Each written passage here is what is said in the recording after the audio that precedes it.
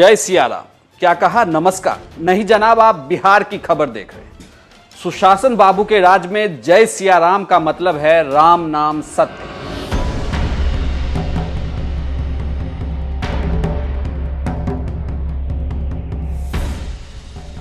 क्या ऐसा क्यों कह रहे हैं? ऐसा हम नहीं, नीतीश कुमार के सरकार के प्रवक्ता डॉक्टर अजय आलोक कह रहे हैं।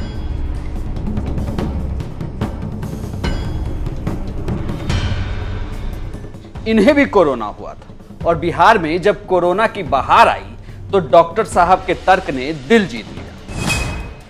लिखा अमेरिका की सरकार हो या भारत सरकार या बिहार सरकार, कोई कुछ नहीं कर पाएगा अगर जनता यानी हम खुद नहीं चेते। संक्रमण रोकना है तो नियम का पालन करो और दूसरों से भी करवाइए, नहीं तो जय सिया राम।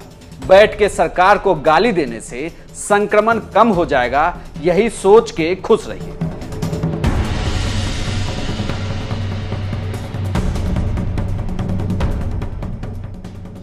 छोड़िए आप भी कहां प्रवक्ता की बातों में आ गए। बिहार के लोगों का हाल जान लीजिए और थोड़ा समझ लीजिए। उसके लिए आंकड़ों को समझना जरूरी है।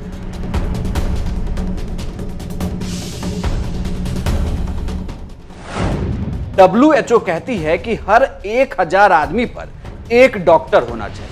इस लिहाज से बिहार में 1 लाख से ज्यादा डॉक्टर होने चाहिए, लेकिन हैं सिर्फ 6830। वहीं अस्पतालों की बात करें तो बिहार में प्राइमरी हेल्थ सेंटरों की संख्या 1900 के करीब है, जबकि आबादी के हिसाब से इनकी संख्या 3470 होनी चाहिए। इसी तरह कम्युनिटी हेल्थ सेंटरों की संख्या 867 होनी चाहिए, जबकि अभी 185 है। पूरे राज्य में महज 9 मेडिकल कॉलेज हैं। कोरोना के इलाज में वेंटिलेटर अनिवार्य हो जाता है, लेकिन लगभग 20.5 लाख की आबादी वाले पटना में सरकारी अस्पतालों में महज 100 वेंटिलेटर मौजूद हैं और निजी अस्पतालों में 250 वेंटिलेटर। सरकार ने 1000 वेंटिलेटर मंगवाने का फैसला किया। कितने आए ये आंकड़े मौजूद नहीं है। कैसे इलाज होगा, कोई डेटा ही नहीं बिहार सरकार के पास है।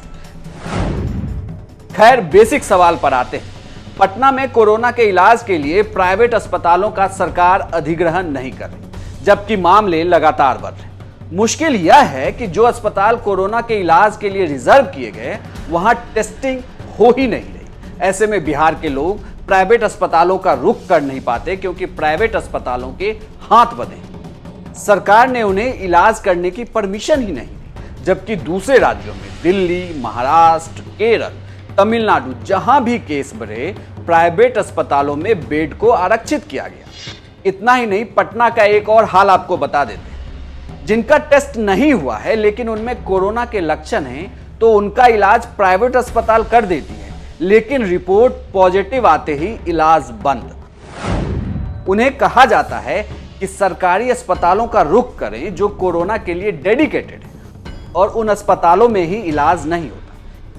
इतना ही नहीं, किसी को अगर कोरोना है और उसे ब्लड टेस्ट करवाना हो, एक्सरे करवाना हो या CT स्कैन कराना हो, तो आखिर इलाज कराए कहां? क्योंकि प्राइवेट अस्पताल में एंट्री है नहीं और सरकारी अस्पतालों का तो जनाजा खुद निकला हुआ है। तो आखिर सुशासन बाबू चाहते क्या है? चाहेंगे क्या? कुछ सूझे तब तो रास्ता निकाले। डॉक्टर है नहीं, अस्पताल है नहीं, व्यवस्था जय सिया राम जैसा उनके प्रवक्ता कह चुके। तो फिर एकमात्र रास्ता यही है कि प्राइवेट अस्पतालों का अधिग्रहण हो, सीटें रिजर्व की जाएं और कोरोना के मरीजों का वहां भी इलाज हो। राज्य की जनता बचेगी, तभी तो सरकार बनेगी और तभी तो सुशासन बाबू कहलाएंगे।